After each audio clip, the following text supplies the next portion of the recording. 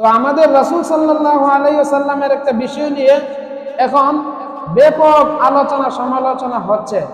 বিষয়টা হচ্ছে রাসূল সাল্লাল্লাহু আলাইহি ওয়াসাল্লাম কখন নবী নির্ধারিত হয়েছে। আমাদের রাসূল সাল্লাল্লাহু আলাইহি ওয়াসাল্লাম যে নবুয়ত প্রাপ্ত হয়েছেন, তিনি যে নবী হয়েছেন, তিনি কত বছর বয়সে নবী হয়েছেন, এই বিষয়টা নিয়ে এখন ব্যাপক আলোচনা এবং সমালোচনা হচ্ছে।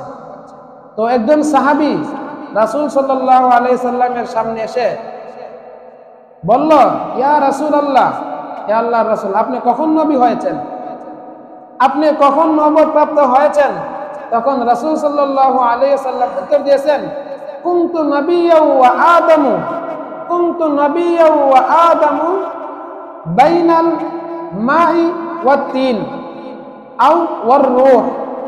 অর্থাৎ আমি তখন নবী মনোনীত হয়েছি, সিলেক্ট হয়েছি, যখন আদম আলাইহিস সালাম মাটি এবং পানির মাঝে বিদ্যমান ছিল।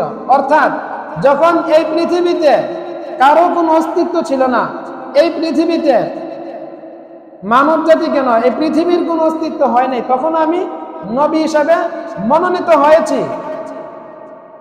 এবং যখন কোনো নবী এই দুনিয়াতে আগমন করে নাই, যত নবী রাসূল এই পৃথিবীতে আসছে, যেই সময় তাদের অস্তিত্ব হয় নাই, তখনই আমি নবী হয়েছি। কিন্তু এখন আসল বিষয় হচ্ছে রাসূল সাল্লাল্লাহু আলাইহি সাল্লামকে নবী মনোনীত করা হয়েছে, নবী যে তিনি হবেন এটা সিলেক্ট করা হয়েছে সর্বপ্রথম আমাদের রাসূলকে। কিন্তু তিনি নবুয়ত প্রাপ্ত হয়েছেন, নবুয়তের অধিকারী হয়েছেন, ওনার নবুয়ত প্রকাশ পেয়েছেন যখন ওনার 40 বছর বয়স হয়। রাসূল সাল্লাল্লাহু আলাইহি সাল্লামের বয়স যখন 40 বছর হয়, তখন তিনি ওনার নবুয়তটা প্রকাশ পেয়েছে। এর আগে তিনি হযরত ইব্রাহিম আলাইহিস সালামের যে মিল্লাতে ইব্রাহিম, তিনি মিল্লাতে ইব্রাহিমের ধর্ম অবলম্বন করত, মিল্লাতে ধর্মের অনুসারী ছিলেন। হযরত ইব্রাহিম আলাইহিস সালামের ধর্মের যেই নিয়ম নীতি ছিল, আমাদের রাসূল সাল্লাল্লাহু আলাইহি সাল্লাম 40 বছর আগে গারে হেরা নামক গুহায় তিনি ইবাদত বন্দেগী করতেন হযরত ইব্রাহিম আলাইহিস সালামের অনুকরণে।